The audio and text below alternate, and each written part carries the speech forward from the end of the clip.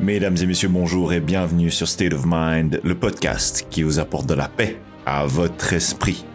Aujourd'hui, je souhaite vous parler du karma. C'est un concept trop souvent mal compris et pourtant, il est d'une simplicité profonde. Le karma est simplement l'idée que chaque action, chaque pensée et chaque intention que nous émettons à l'univers finit par revenir vers nous tôt ou tard. Et maintenant, j'aimerais explorer avec vous cette idée que le karma est bien réel. C'est une simple loi universelle qui ne juge pas, mais qui équilibre. Et il est bien évidemment inévitable que cette loi agisse dans nos vies.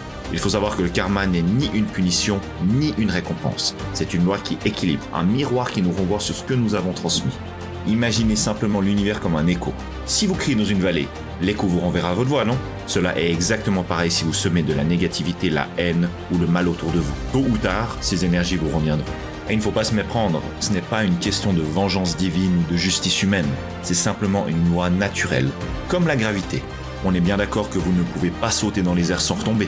De la même façon, vous ne pouvez pas agir sans que vos actions aient des conséquences. Combien d'entre nous avons été témoins de personnes qui semblent échapper à toute conséquence pour leurs mauvaises actions ? Combien de fois nous avons ressenti cette frustration, cette colère face à l'injustice ? Mais la vérité, la voici. Le karma travaille dans l'ombre, avec une patience infinie. Les personnes qui font du mal autour d'elles, qui manipulent, qui blessent, qui exploitent les autres, finiront par récolter tout ce qu'elles ont semé. Et ce n'est pas à nous de juger, de nous venger. La vengeance est une énergie toxique qui nous emprisonne dans un cycle de négativité. Au lieu de cela, nous devons faire confiance à la loi du karma. Elle s'occupera de tout en son temps. Bien évidemment, la vengeance est une tentation naturelle. Lorsque quelqu'un nous fait du mal, notre premier réflexe est souvent de vouloir rendre l'appareil. Mais la vengeance est un piège. Elle ne fait que perpétuer le cycle de la souffrance. En nourrissant les rancœurs, en gardant les pensées négatives, nous faisons que nous empoisonner nous-mêmes.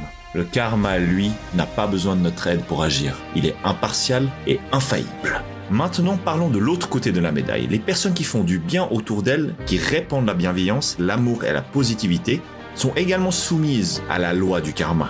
Les actions généreuses, les intentions pures et les efforts pour rendre le monde meilleur ne passent pas inaperçus. Le karma les récompense, non pas par hasard, mais parce qu'elles ont émis des énergies positives dans l'univers. Du coup, ces personnes attirent à elles la gratitude, l'abondance et la joie. Leur vie est souvent remplie de bonheur, de rencontres inspirantes et de moments de grâce. Ce n'est pas de la chance, c'est le karma en action. Et maintenant vous allez me dire, mais que devons-nous faire ? Comment est-ce que nous pouvons nous aligner sur cette loi universelle ? Eh bien la réponse est très simple. Nous devons simplement agir avec bienveillance chaque jour dans chaque interaction. Un sourire, un mot gentil, une aide désintéressée. Ces petites actions en apparence insignifiantes ont un impact immense. Elles créent des ondes positives qui finissent par nous revenir multipliées. Et surtout, cultivons des pensées positives. Car nos pensées sont aussi des énergies que nous émettons dans l'univers. Si nous pensons positivement, nous attirons des expériences positives. Et cela s'appelle la magie du karma. En conclusion, le karma est bien réel. Il est cette force invisible qui équilibre nos vies, qui nous rappelle que nous sommes tous connectés. Les personnes qui font le mal seront tôt ou tard confrontées à leurs actions. Donc il est inutile de se venger, de se nourrir des rancœurs ou de s'enfermer dans la négativité. Faisons confiance au karma. Et surtout, concentrons-nous sur notre propre chemin. Semons l'amour, la bienveillance, la positivité autour de nous.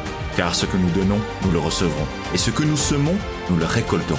Et encore une fois, le karma n'est pas une punition, c'est une opportunité. Une opportunité de grandir, de nous élever et de créer un monde meilleur.